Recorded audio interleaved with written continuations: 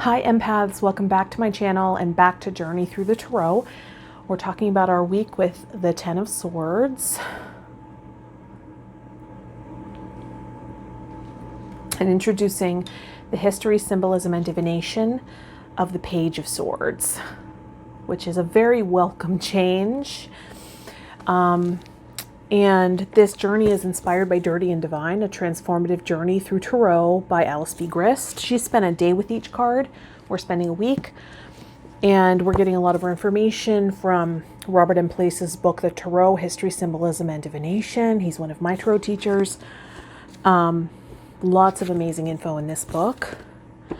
I highly recommend if you don't already have it. And we're working with the Waite-Smith Symbolism in the Rider Tarot deck. Looks like this.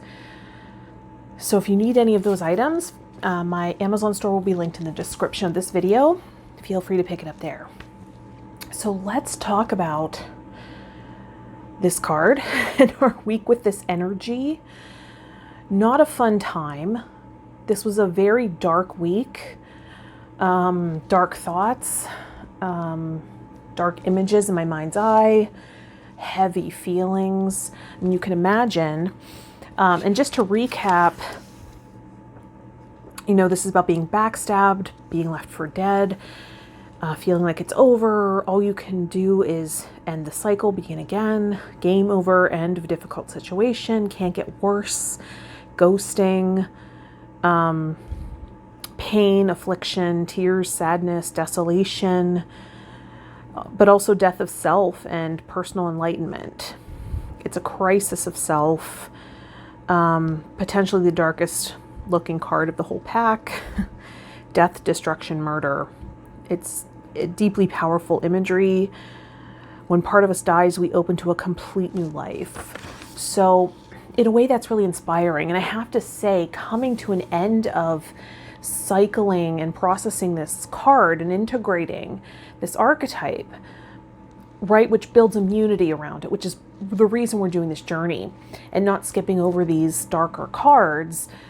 Because if you're willing to embrace those aspects of life, that means you consent more to being alive. Sometimes if we're really avoidant of certain things, like the pain and suffering of life, the ending of life, right? Which our society isn't really all that comfortable with death, even though there is sort of a fascination. It's, we do a lot to avoid that, right?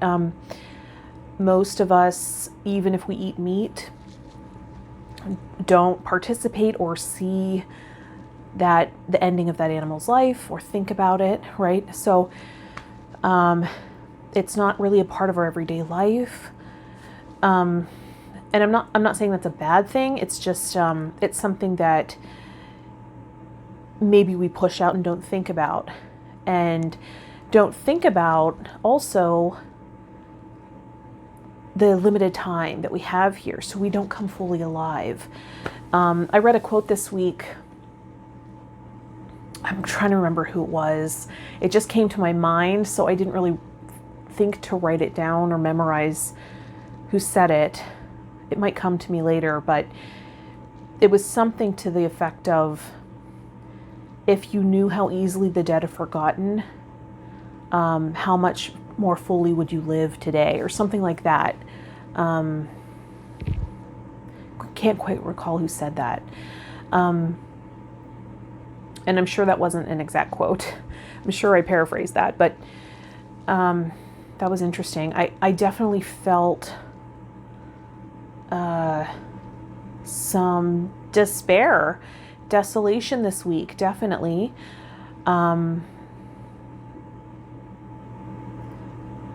I had trouble getting out of bed some days, but had to, right? I had to force myself awake. I slept till the last minute I had to, and I was doing a lot of manifestation work. It wasn't like I was slacking on that or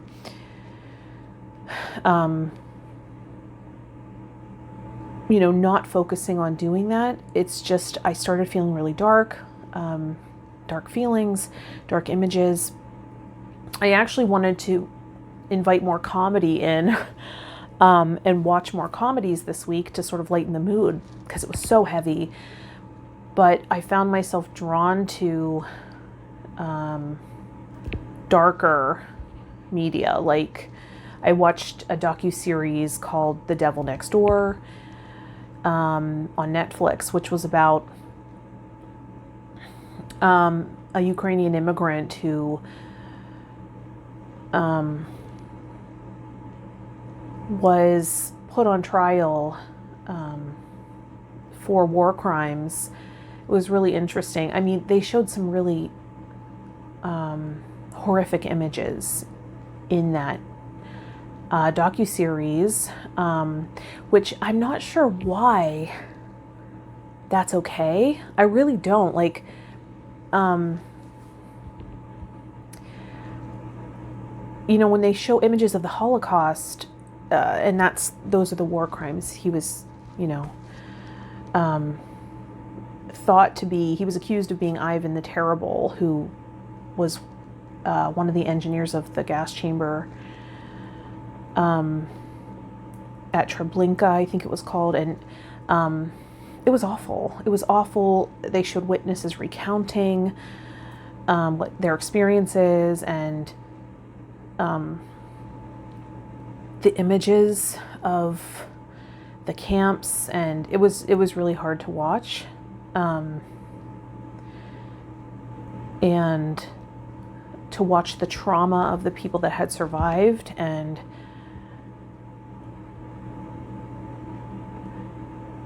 I really empathized with them. It was really challenging to watch that, but for some reason I felt called to watch that. I hadn't felt called to watch that before. I know I had seen that because I often like look up documentaries or docuseries or true crime documentaries, things like that, because I like the investigative element. I like collecting the clues and seeing how, you know, the investigations went and how they put the clues together, how they found the person, right? I'm really interested in stuff like that. I really find it interesting, the psychology of interrogation and when it's done properly, right? And, you know, statement analysis and stuff. I'm really interested in that. But like one day I'd love to study that more fully. I know Peter Hyatt is one person who talks about statement analysis, and I think he actually educates people. I think he has a training around how to a candid, not rehearsed statement, right? How certain words that we use, the pronouns are powerful. What are we including in the statement, and what do they leave out? Things like that. I'm just really interested, fascinated by that. So usually that's why I'm watching, for the investigative element. The other things can be very disturbing, and I'm easily spooked, and like those impressions stick with me. So it's not really the smartest move for me. I need to go to comedy, and usually I do. Usually I'm like, let's go to comedy. I need to, you know, discharge a difficult day, you know, and just relax and release. And laughing helps transmute.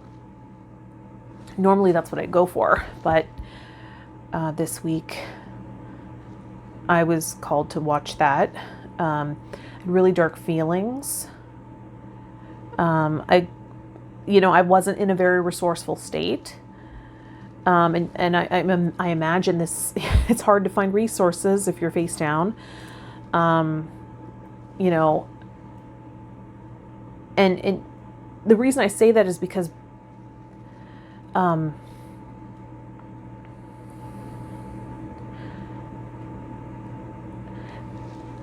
part of manifestation, right, and creating a better experience or creating something new is about being resourceful, in a resourceful state, bringing a resourceful mindset to current experiences, current environment. That's how we change it, right? If we think resourcefully, we will see the opportunities. We will see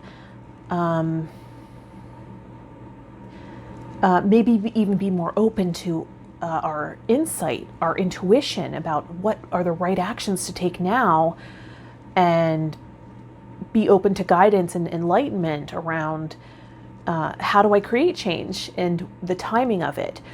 But if we're not in the right emotional state, and we only see the evidence that's here in our physical world, and we create meaning around that, it will create despair pretty quickly if it's not to our liking, right? And if we're in that space of only being able to see the things we don't want, and being cut off from our gratitude, right? Because we get desensitized to the blessings very quickly. I know Tony Robbins talks about, I think it was him who talks about being on a flight where the internet was first available on the flight, and they had it for about 10 minutes, I think, or something like that, 15 minutes. And they all cheered. It was like, oh my gosh, this is incredible. We can, still do our work and access the internet in the air. And then it was a little, it wasn't fully functioning. Like there were some glitches in it. So it went out, I guess, after 15 minutes. And he noticed how everyone was like, oh, like it was already an expectation. Like the miracle was already gone. It then became an expectation, and everyone was disgruntled because now the internet wasn't accessible. So I thought that was an interesting example, right? To show that how desensitized we get to miracles every single day, and to answered prayers and those manifestations that actually physicalize. Today, I'm in a manifestation, always looking to hone my abilities in that area and to create more optimally and intentionally in this realm and figure out those laws, right? And really refine. I feel like I have a huge learning curve in many ways for various reasons, but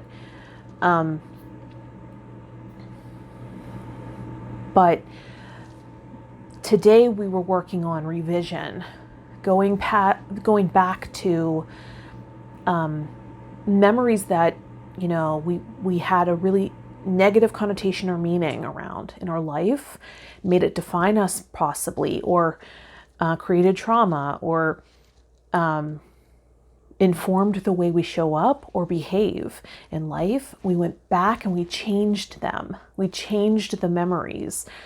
It's called revision. I think it's a Neville Goddard concept in manifestation, if I'm not mistaken. I'm not sure if he's the one that came up with that, but so I did that with relationship and rejection, and I went back, and it's really powerful if you put yourself in the body, right? If you are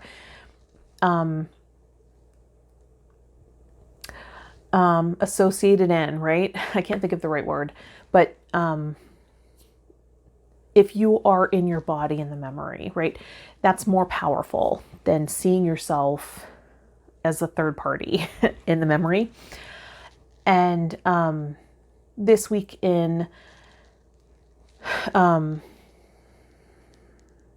my healing class with Cindy Dale, we worked on accessing the Akashic record for healing purposes, and also manifestation and reading work.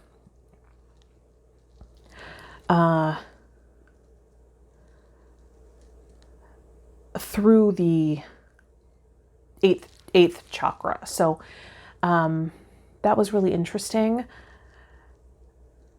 And the reason, that's why I brought it up. Okay. And so what came to me was, why aren't you doing healing work on yourself every day, Rachel? Like, why aren't you, why would you even allow yourself to stay here? Because I was there for a few days, and I'm pretty aware now that, okay, it's probably the energy of the card we're working with. And I love that that stuff surfaces to process out. That's what I want to happen, right? Illuminating those feelings inside, possibly resonating and kind of bringing them to the surface, right? Like an infection. We want to get it out and digest it and release it so that we can replace it and truly heal, create more immunity instead of avoiding those wounds, instead of avoiding the things that bring us that much pain and suffering, addressing it head on. And it's so funny because I just realized that that's exactly what I was doing with my best friend last night. And after I kind of went through this dark week of recovering from working too many hours the week before and kind of recovering physically from that, and then recouping from that and building up my vitality and life force again, and then transitioning out of the Ten of Swords and into the Page, which always happens, right? They kind of overlap. And I've been noticing that even more intensely with the swords.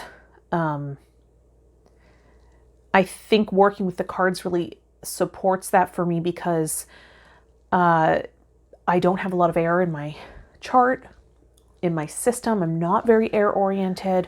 I'm very much a feeler. Right? I am empathic, so I have a lot of water. I resonate more with water. So with the water, it was a little harder to discern what was the card, and what was just my nature. And with the air, it's so much easier to be like, I'm working with this card this week. That's why this is coming up. It's easier to notice the influence because I don't have a lot of it in my system. It's like my least dominant element. And so, working through the swords has been really supportive in the self-actualization process for me personally. And so last night, and so normally I put off listening to voicemail messages, and I'm not good with that. But yesterday I woke up and I had a lot of energy. I, cleaned my apartment. I was getting back to messages really swiftly and quickly. I listened to my voicemail and got back to everybody. I called people back. And normally, because that's what I do for work, I'm too exhausted to call people. I feel like that's all of that energy is used up. I don't feel like I have more to give. And that's very air element, right? Communication. So yesterday, I felt like I had more of that to offer. And so I got through all of my voicemail messages, returned all the calls, got back to everybody, booked a couple sessions that were pending in my inbox, which is then more money, right? So that's what I mean about the resourceful state, right? It's like, here I am thinking, wow, I'm stuck at this job and this is all I get paid. But here I had people wanting sessions and, wanting me to communicate with them. I just wasn't, like, voicemail messages aren't my favorite thing. So it takes me a while to get back. But I did that. And so that'll add to my income on top of all the overtime. And then I also had a conversation with my best friend last night, and we laughed so much, and that was so transmutive. We were joking about the reason we bonded in the first place was we both had sort of an inappropriate sense of humor, a dark sense of humor, and we appreciated that in each other. So we were joking about like dark things and laughing, and I screen recorded it, but it didn't record the audio, which was disappointing because it was so funny. He had me laughing so hard. And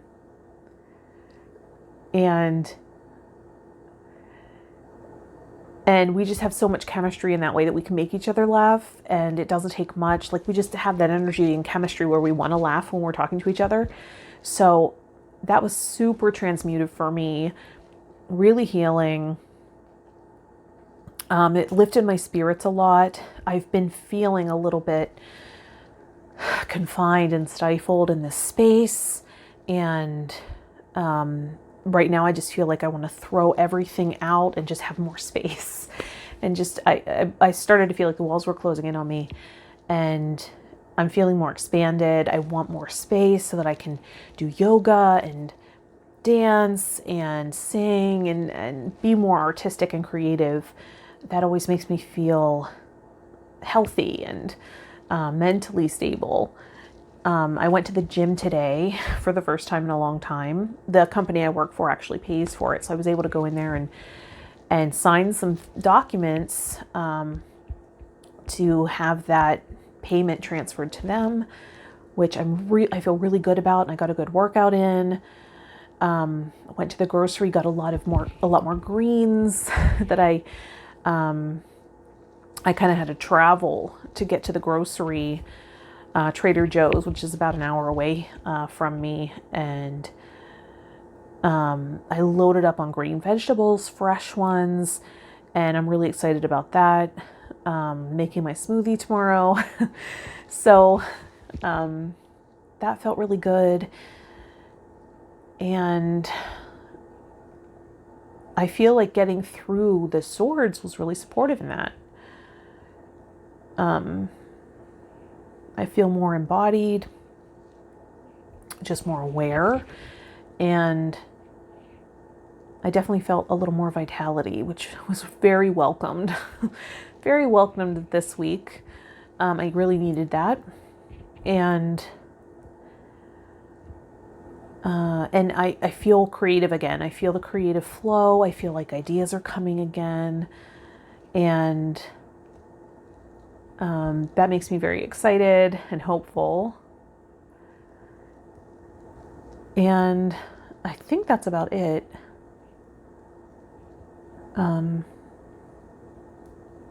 Yeah,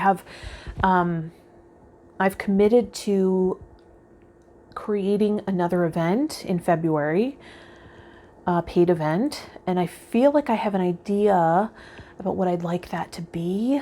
I think I want to do maybe a guided meditation, a group meditation for accessing your Akashic record, maybe getting some information from your guide in the Akasha and a present from them, and doing some maybe deeper hypnosis through that guided meditation to really get you there, get some information or illumination or healing that's needed.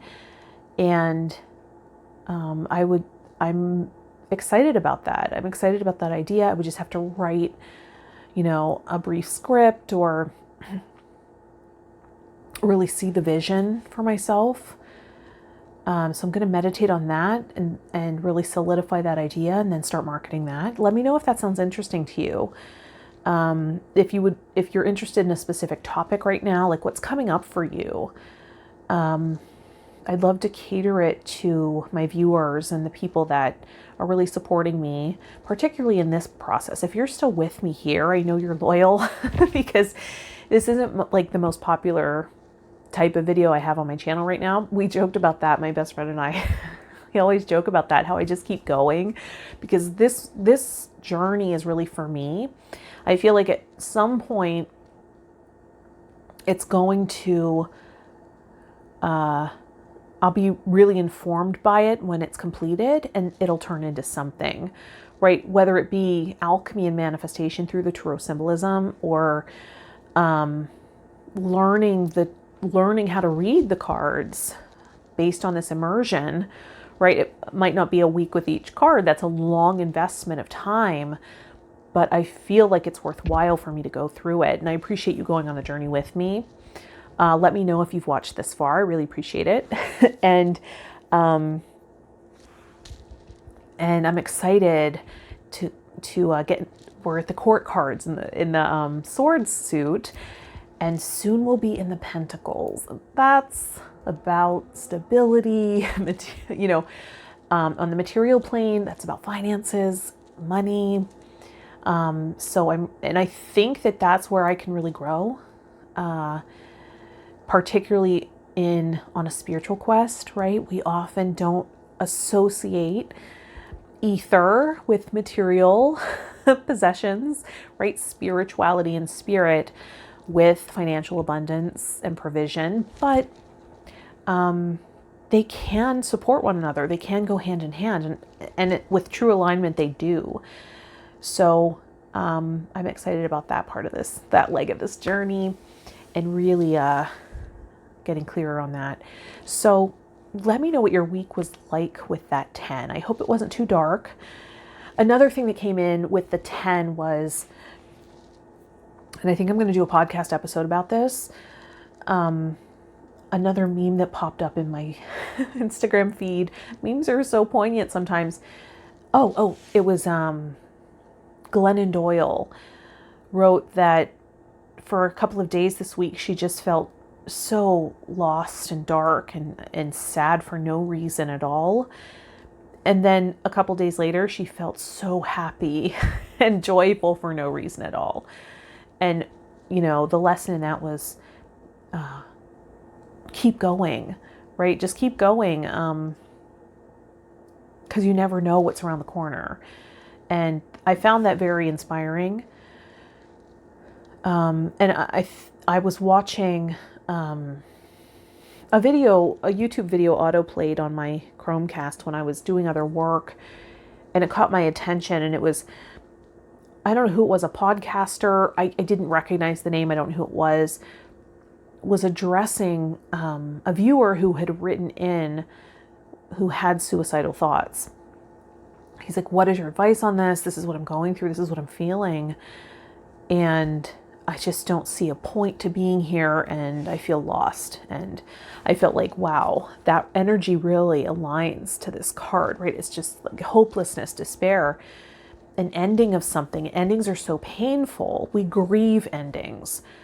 In fact, I think one of my really close friends is grieving an uncle that died suddenly this past week. And so my heart goes out to him as well. And the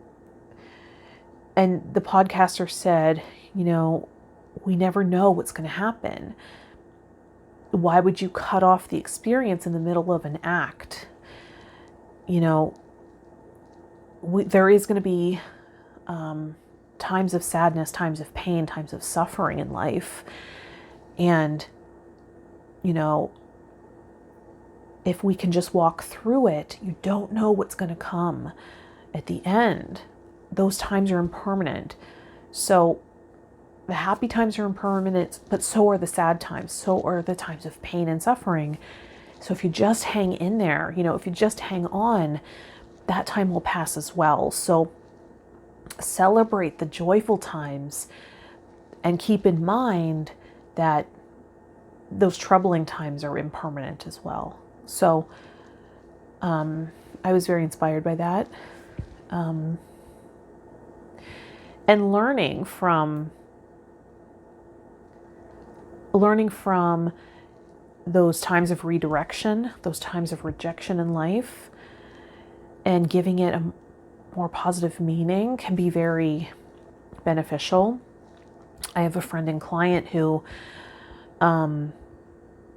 is really doing a lot of work to create a new job experience, and recently got really far along in the hiring process with a new company, and the job was given to the other person. It was between her and someone else. The other person got the job, and she said, you know what? This really taught me a lot about what I actually want. And I was almost a little relieved that I didn't get it. Even though I'm so desperate to leave this toxic place, what I learned was I'm now more open to other industries, because I realize this community is so closed and it's not a healthy environment for me. And I just thought that was so wise. And that came out of her reflection on a painful situation and feeling rejected and feeling like she was so close. That could have created despair for her. That could have created this sense of abandonment from divine.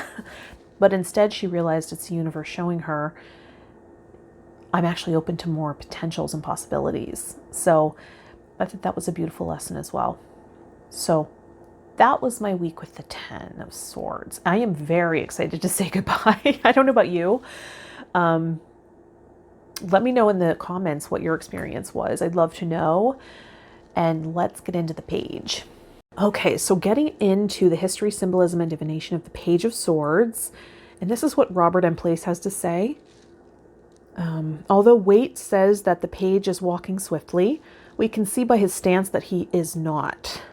The birds, the storm clouds, the trees, even the earth seem to be moving, but in the center of all this action, the page stands his ground. He has taken the high place. He lifts his sword into an upright and positive position and is prepared for action. The scene is filled with air and turbulence, but for the page, the movement is internal and mental. Interesting that for this week we were working on revision in the manifestation process. And then what might it mean if this comes up in a reading for divination? Beginning of an idea, formulating words, but analyzing first. Blunt words, not thoughtful. Diarrhea of the mouth, not formulating words. Snooping or spying on social media, analysis, untactful research, forming opinions. And the reason it's like verbal diarrhea is the page is young, immature, right? So not a lot of wisdom put into it. I always joke that he's tonduing.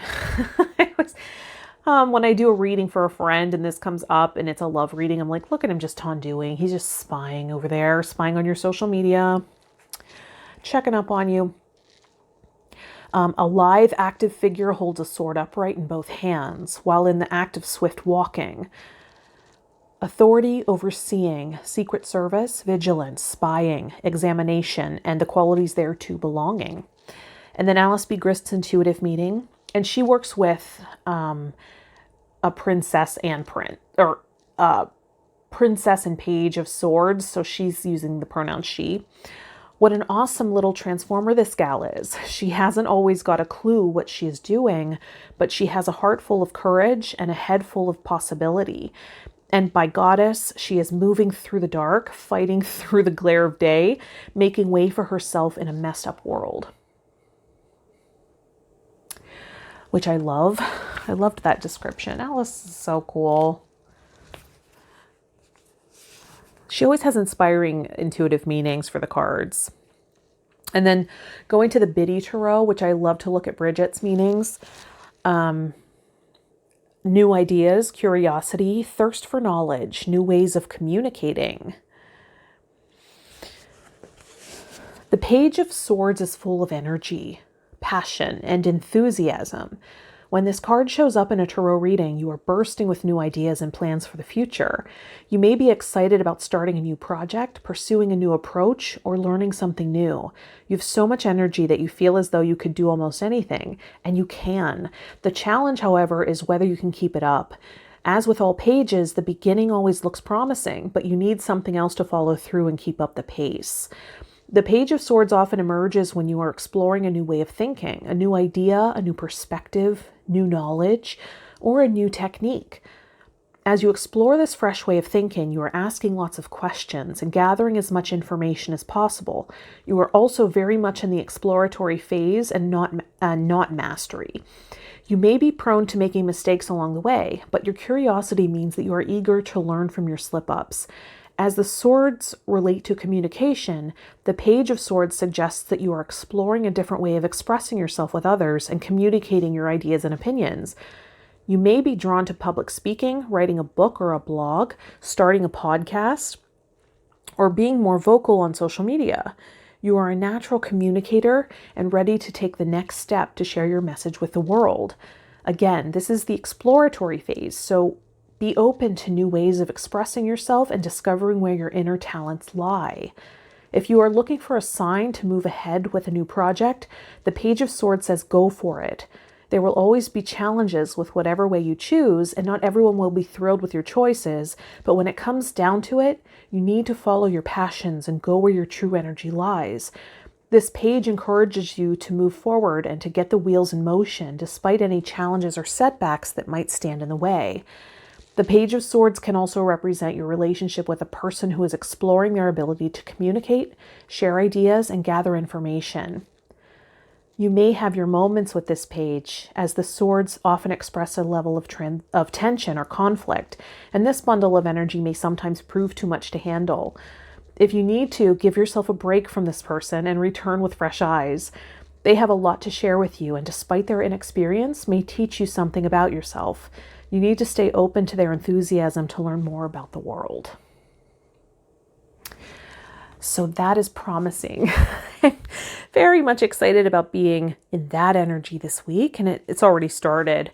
It always overlaps. Today at the gym, I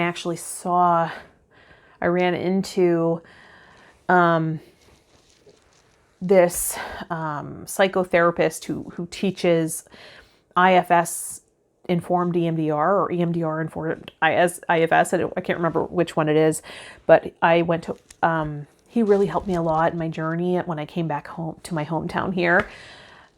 Set me up with a healing space and was always so supportive. I actually took one of his classes on IFS. I ran into him today, and it was really good to see him and to just, kind of catch up briefly. But it was really good to see him, just to feel like, that's right, I do have community, right? I do have people here. Sometimes I forget that.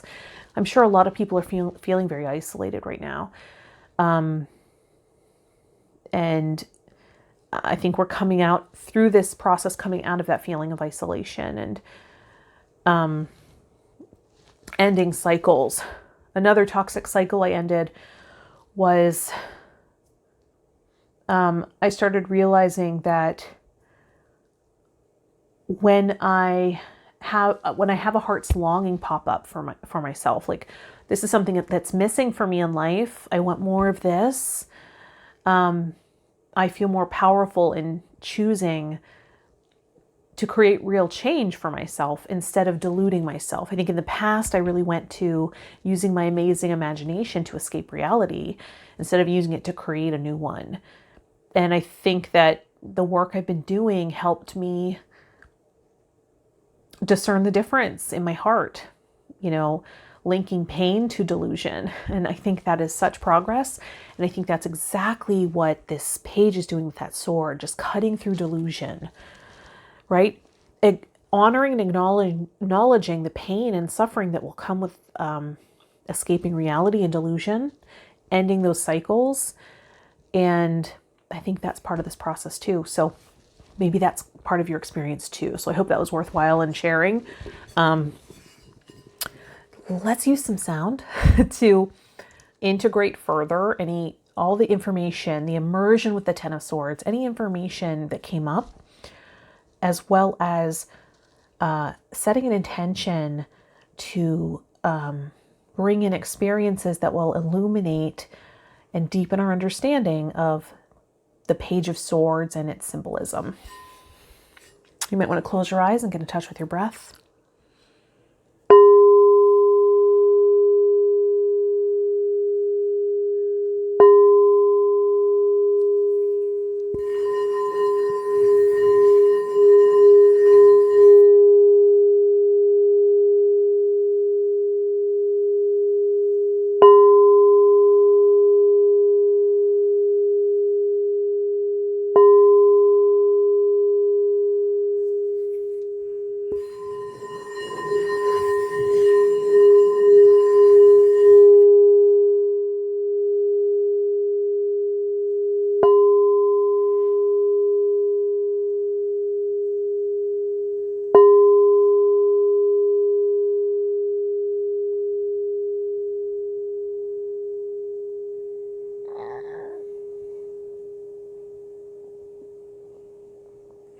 Beautiful.